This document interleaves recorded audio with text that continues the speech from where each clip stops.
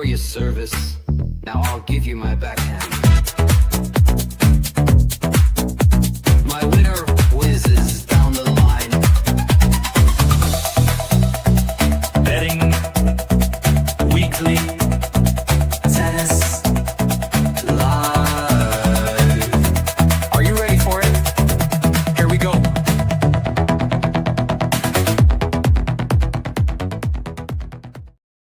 All right, back again. It's Betting Weekly Tennis Live, all part of the Bet Rivers Network. Download the app. It's the best and really only place you should be making your tennis bets from. Follow us on our socials because we win on X, on Instagram, on YouTube. Over 10,000 subscribers now as the tennis season rolls along. We've got hardcourt action in Los Cabos, some clay events in Bastad, and then some women's events in Romania and Hamburg. Joining me again on the show, Tim Dennis. Tim, it's always good to chat tennis with you. How are we feeling this Wednesday morning in my neck of the woods? I know it's evening over where you are. Yeah, evening over here. So you're just getting your day started. But yeah, plenty of tennis going on. And yeah, it's good to be back on the show and following on from Monday. And yeah, you had a nice winner there with Nava on Monday. So that was a good start to the week. So hopefully we can try and find a few more for everyone watching and see how we go. Yeah, occasionally on this show we do sound smart. Sometimes it's an accident, but the Nava pick was nice, and you had a nice read as well on Struff being a little overpriced against Juan Manuel Cerundolo, Tim, who is now in action right now. He's up against David Goffin and Gstaad. He's down a set. They're on serve early in the second, 2-1. Cerundolo is plus 245 in that one. We also have action in Bastad, and as rain has been ravaging a lot of these events, but it's Sebi Baez down a game, just one game early into that match against Kaiser, and he's plus 110 on the money line. So if we talk about the clay court action going on right now in Europe, these two live matches, Tim, does anything jump out at you? Yeah, well, I was watching that Goffin game. Fun enough, and I think they've just walked off for rain there, so that's just been interrupted about 5 minutes ago. Goffin, like you say, up a set. And the key thing there, Goffin, he broke just at the right time because now obviously he's serving ahead in the second set as well. So I think it's back on serve. So he's always got that advantage of serving first. So it might be tricky for his opponent to get back in that match as Goffin keeps playing solid. But we know what these rain interruptions can do. They can just turn matches. So there could be a bit of life left in that game just yet. Boy, as an under. Sorry, go on. I was going to say I've got Lois Boisson on my screen at the moment. She's down a break here in Germany, so she's trying to get that back as we speak. She has a break point, so she's trying to get that back on serve. That could be an interesting and running game throughout the show. So Goffin, it was interesting, right? He was a slight underdog against the Spanish teenager Martin Landaluce, and he wins that match. Just a great veteran performance. We'll see if he keeps it going. Boisson, the French Open semifinalist, as a wild card. She does get the break back, so she is now back on serve against Tamara Korpatsch. It's 4-3 with Boisson serving. That's an interesting one, right? Minus 195 Boisson, so she is a pretty solid favorite as they're just on serve midway through the first set now. Tim, she looked awfully strong in her first match in this tournament, and there's a lot of buzz. I know Wimbledon didn't go her way, was not given a wild card, had to try to qualify, wasn't able to do so, but she's back on the clay where she belongs. Do you think this line reflects her form, being such a big favorite? Yeah, I think the line reflects more of that sort of semi-final. I mean, because that appearance, because obviously she flew up in the rankings after the French, but she's playing a player here who, before that French Open, I'd imagine they'd be sort of evens of two, that the pair really sort of very, very slight minus money, both not really a dog there at all. So, but obviously she has made that French Open semi-final. You can't unwrite that, and she's clearly back on the clay where she's obviously a lot more comfortable than she was at the grass on this stage of her career. So, probably minus 200, probably a little bit short there for me to be getting involved in. But she's got that proven form, isn't she? So yeah, I think it'll be a watching brief because, like we said a few weeks ago, this would have been almost a pick-em match. So if you are looking for a bit of value, you probably go with our opponent. I'd say just on the odds there. In Romania, that's in Hamburg, where the one women's tournament is. In Romania, we have like a rain interruption as well. It's Anna Siskova over Ann Lee. The American Ann Lee is down a break. It's 3-1-40 all. Ann Lee's still minus 200, and you think, why might that be? Ann Lee has a couple titles, has one title, won a couple other finals, Tim. But Siskova, there's not really a book on. Doesn't have much of a ranking to speak of, and has done some doubles. Her mother was a tennis player too. But this is kind of the name recognition and experience. And I think what we also see, right, is when a favorite falls down an early break, it's not going to just result in overreaction. So they're still Lee priced him. I think we all know why as the favorite. Yeah, especially on a clay court. If this was on like a fast grass court or fast hard court, you can then breaks of serves, even in the women's game, they mean a little bit more. But on a clay court, you can probably take them with a pinch of salt, as you've seen many times before. So yeah, you can see why the odds are reflected as they are. So yeah, and just one note too on Boisson Korpatsch, 3-4, it's 15 all in that one. That over under games is 23.5. So they're already expecting, same with the Baez match on the men's side, Tim, they're expecting some long ones today on the clay. Yeah, we get those, don't we, on this clay this time of year? Now you just have guys coming in with a little bit of interrupted preps coming off different surfaces.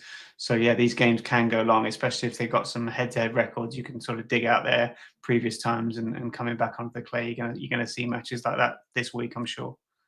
Well, one of the players that took the court today, he battled back and hadn't been doing well. Wasn't playing Wimbledon. Casper Ruud, he wins over Dominic Stricker. Stricker beat Herbert in a really long match, drawn out, rallied for that one, found a way to win. It was Casper Ruud today winning 7-5, 7-6. It was 8-6 in the tiebreaker. So not his cleanest performance. We know Stricker can be tough, Tim, but we talked about it last show, right? I mean, there's not really a lead up for these clay tournaments. It's a chance to maybe get ranking points, get financial money, but also maybe just find confidence again. Do you think that's why Casper's on the court here in the clay, just to maybe find some confidence as he tries to work his way back up the rankings?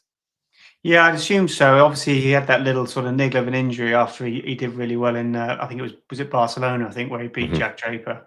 And Madrid, actually. Madrid, sorry, yeah, at altitude. And there was a little bit of an issue there in his semi-final match, but it didn't seem to bother him in his final. But clearly, he's not a huge fan of the grass, so not a big surprise to see him just skip Wimbledon. And obviously, he's a former US Open finalist, and he'll be looking to get back to that kind of form on the hard courts. Whether that's capable of doing that now with these new guys coming through, we'll have to wait and see. But Stricker kind of half missed a trick there today. He was 6-4 up in that tiebreak with 2 serves to come, and then he lost the next 4 points. So Ruud will be delighted to get through in straight. And yeah, this is what he's trying to do now, isn't it? Just build a little bit of confidence. Whether he's trying to get it back on the clay to then move forward into the hard court swing, you can imagine that's what he's doing. But yeah, a good win to start off for him, and he'll be delighted. Yeah, the other, he's a top seed. The number 2 seed in this tournament is Bublik, and Bublik gets Shevchenko tomorrow. So Shevchenko looks really good against Stan. It was a very good performance. Stan just didn't seem to have it. But for Bublik, it's tough when he's the favorite, right? Like when he's the underdog, you might feel good about yourself. But when he's the favorite, I don't know if you're as confident. Yeah, quite. We saw that. I don't know whether it was being favoured at Wimbledon or certainly having that great grass swing while winning the tournament the previous fortnight, and then coming to Wimbledon looking like the dark horse many thought he could be, and then he goes and gets knocked out in the first round. So yeah. These two will know each other really well. They've played Davis Cup together, and I'm sure they've practiced many times. So yeah, a good match going forward there. And like you say, Bublik, when he's a favourite, that's probably not the best time to be backing him. So I think Shevchenko, I definitely give him a chance there tomorrow. I think they've met once before, and I think Bublik came through in a tight 3 sets. So with that game already under his belt, I don't think Bublik actually got there till Sunday. So he wouldn't have done a huge amount, and he might just come out the gates a bit quicker tomorrow, Shevchenko. Yeah, one of the comments in the chat, Goran Suzik says Bublik Shevchenko over games, it's 22.5 at really a number that's minus 124. I kind of like that because Bublik, look, I think skill-wise, talent-wise, and accomplishment, we know what Bublik can do on the court, but we also know he can kind of go sideways in a set, but also snap out of it. And what we saw from Shevchenko, who hadn't really won much of anything this year, I kind of like that. I think over 22.5 on the clay again could be a smart play. Yeah, especially, I mean, even if he's not sort of razor sharp Bublik, that serve should still be working, and that should get him plenty of easy games, even on the clay surface. But maybe there's a couple of ways of looking at over 22.5, or you could be a little bit braver, so slightly better money and get over 2.5 sets could be a way to go, because that cashed in their previous meeting. And Shevchenko, like you said, against Stan the other day, he started really positively. So yeah, there's every chance that game could go long tomorrow. You'd like to think Bublik will probably warm his way into it, you would think. Yeah, that's kind of where I'm thinking as well. I think if you have the opportunity to get Bublik, especially if he drops the first set, I feel like he's at a different point. I'd like to believe he's at a different point where he won't just run away from it. I also forgot too. It's funny. There's so much going on this year, right, Tim? We got Hopman Cup as well, switched around in the calendar. Vekic is playing Bronzetti right now, and it looks like we've got a tight match early there. 1-set about to start the third set. I don't know if you have a read on it. I'm just kind of reacting to this myself, but Vekic is a solid -155 favorite. Another player that, silver medalist last year, looking to work her way back up and find confidence representing her country. Yeah, absolutely. I had a quick look earlier because I think she was scheduled to play Jasmine Paolini, but she withdrew. So yeah, Bronzetti stepping up there, and Vekic would have been confident of having a tougher game against about Paolini, whether she prepared for her, and now she gets Bronzetti, and that just took her by surprise there because I think she lost the first set. Bronzetti taking that nicely. So yeah, a lot to be taken on trust, and Bronzetti's just held her serve there going into that final set. Paolini is actually facing a little bit of not a rough patch because she's still doing very well. Maybe some adversity that she hadn't been this meteoric rise, but hadn't, backed up the results, which is natural. It's hard to back up 2 finals, Roland Garros and Wimbledon, but separated from her coach, Mark Lopez, after 3 short months. So I think she's trying to find and recapture some stuff. Still time to do that. But yeah, I think Vekic is another one, right? Like there's a lot of expectations placed on her. So we'll see. I want to look at Los Cabos now here on Betting Weekly Tennis Live with Tim Dennis, myself, Mitch Michaels, all part of the Bet Rivers Network.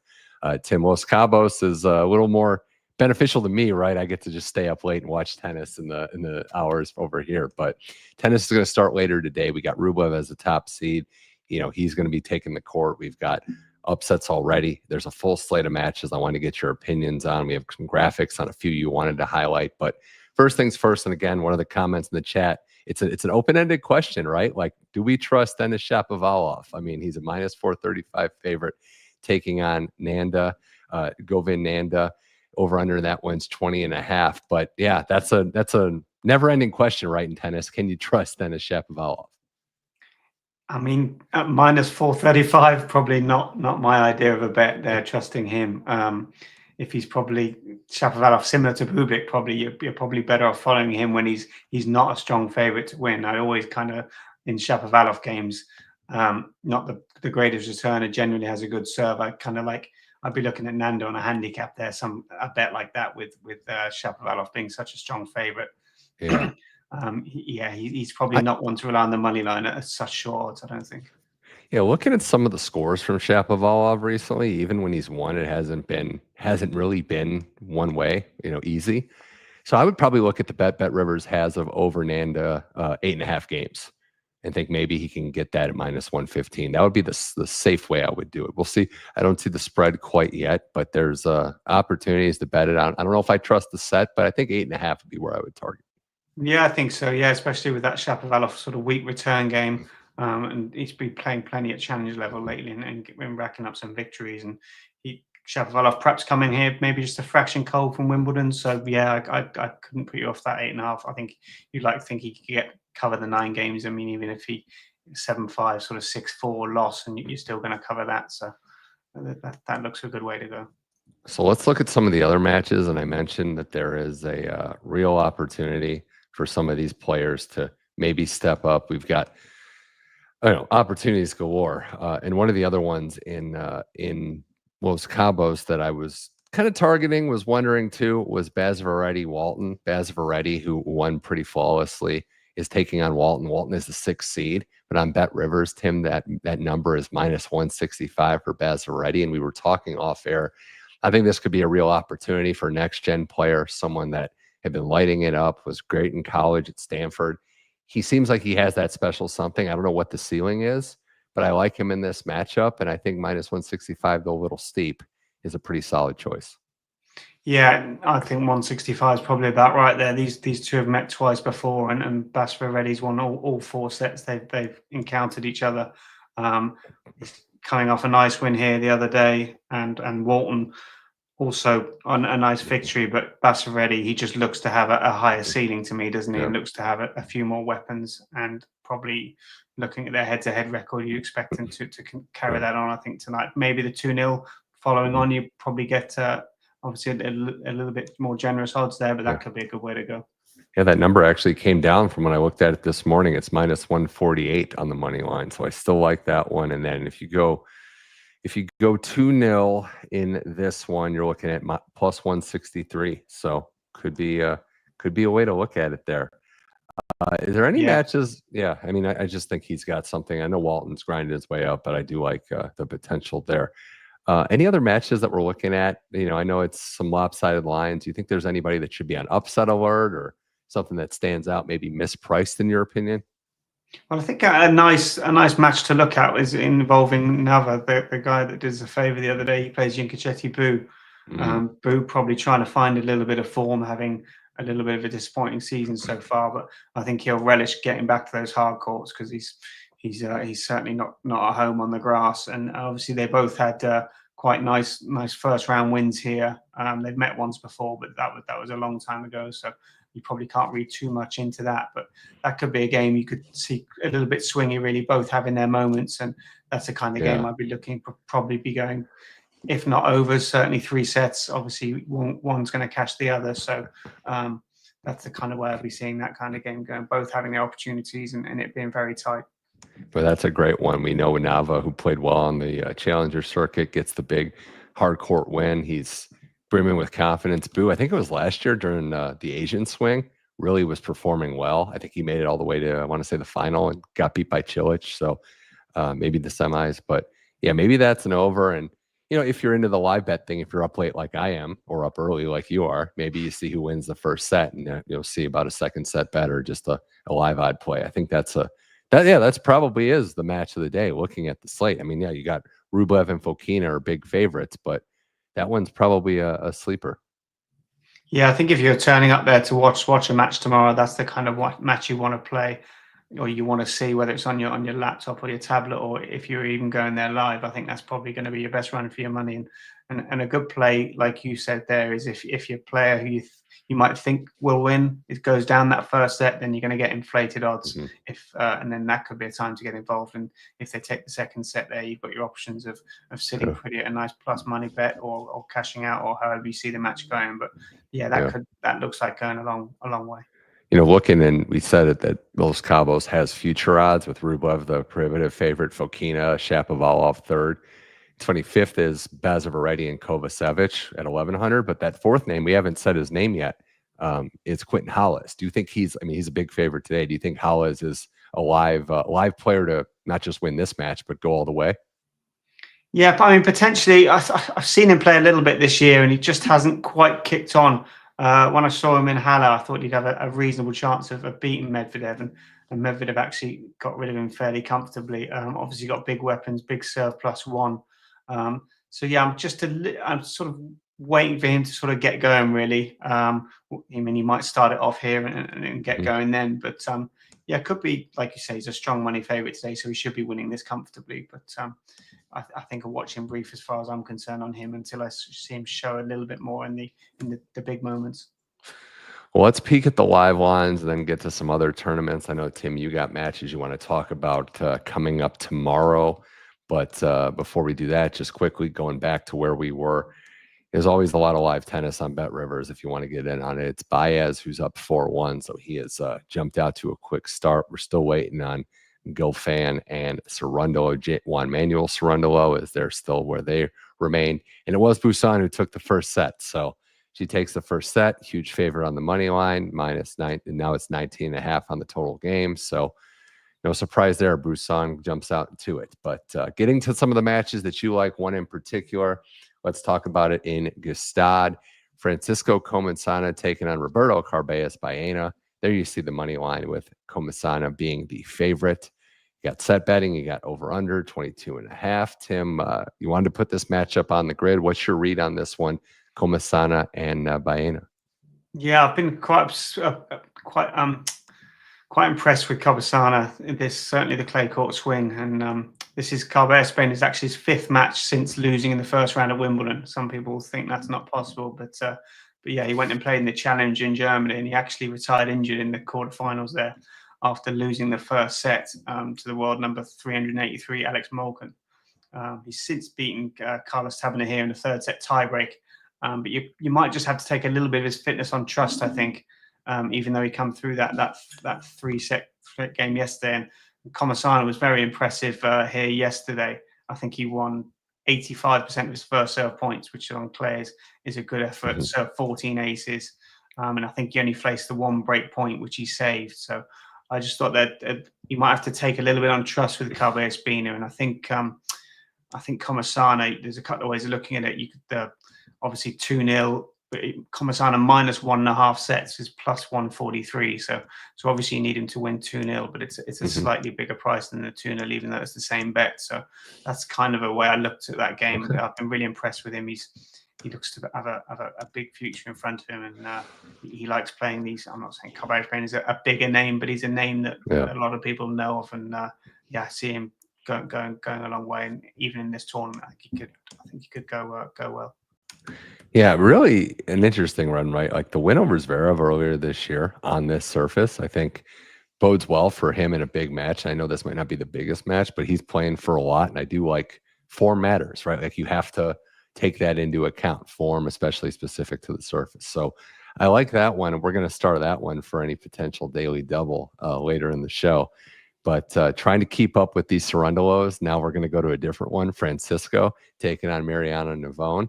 This match is in Bastad, Sweden. Another tongue twister. These tournaments that rhyme. But in this matchup, it's Francisco Cerundolo at minus 135. Navone is plus 110.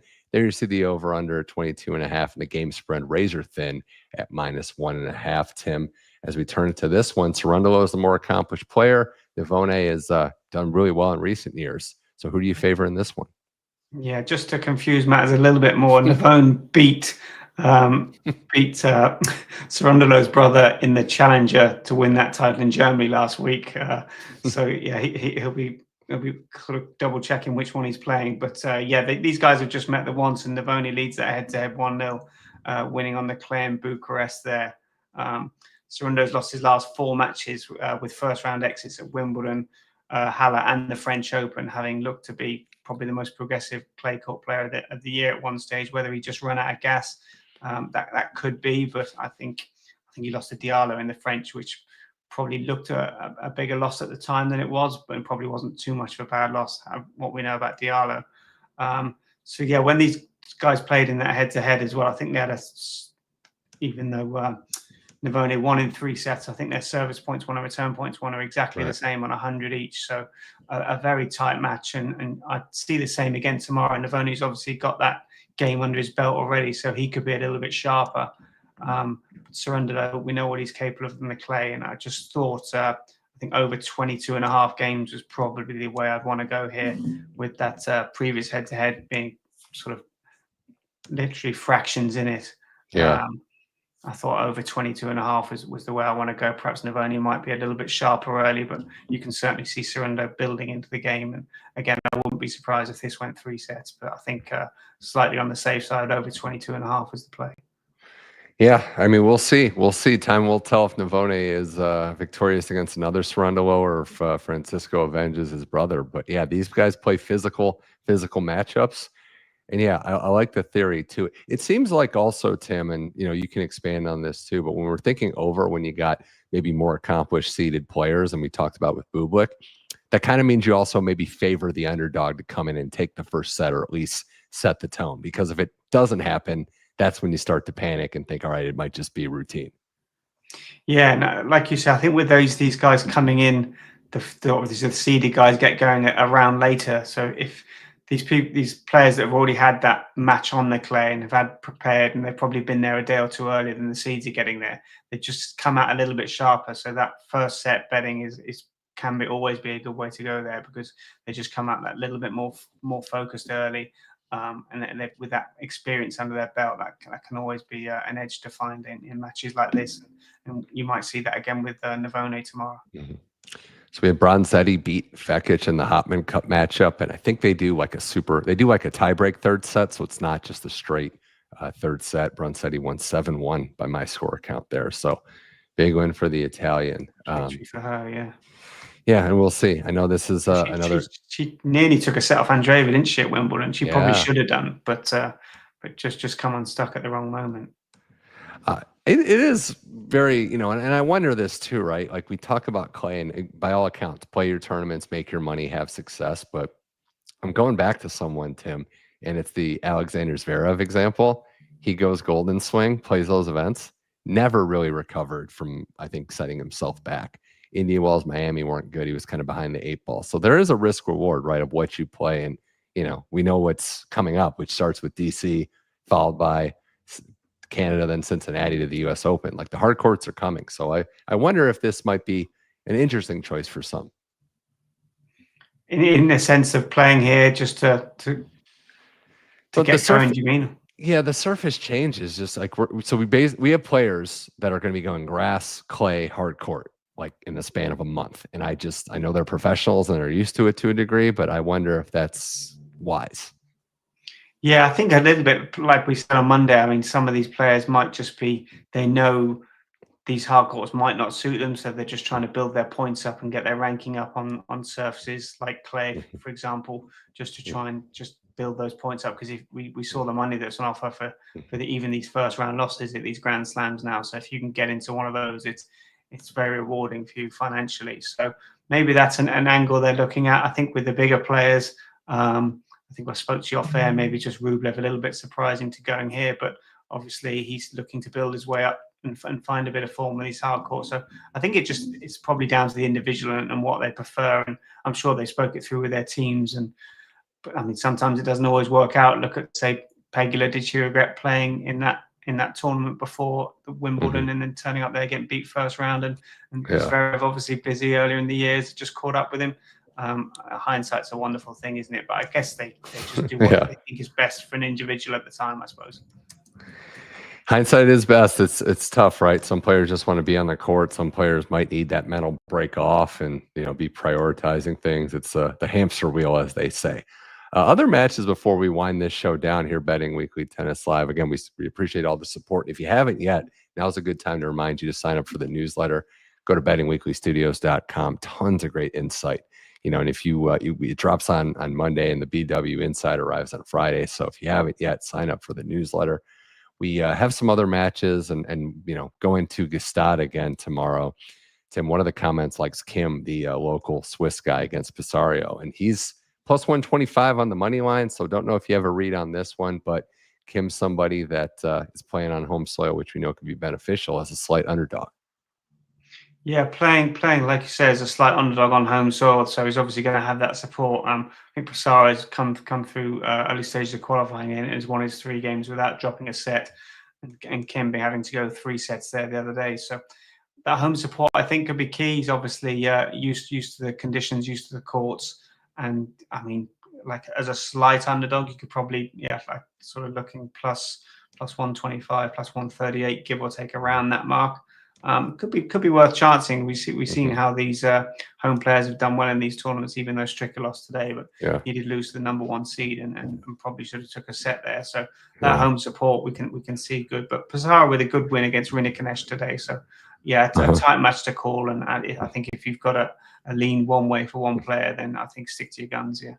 He's a big kid, 6'6", I think. So he has power on his side. But this might be an experience factor. We'll see. And the other one from that tournament we didn't mention, Arthur Cazot is a solid underdog against Echeverry, plus 165. Echeverry minus 220. You know what he can do, and you know how solid he is on this surface, Tim. Cazot's a fascinating one. I don't know if you see him as a live underdog in this match. He burst onto the scene really destroying Holger Rune in Australia a year ago, but hasn't quite made that next step.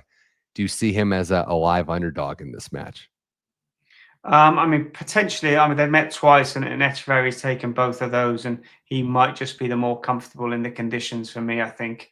Cazot coming here, he's obviously a good win against Basavareddy.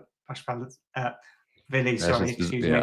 Having lost to Dimanur in 4 at Wimbledon, but he had a couple of nice victories there, didn't he? In the first round against Lejovic, so he should be coming in with some confidence, getting back to a surface he should be thriving on. But I think Echeverry will probably look a bit too strong there for me.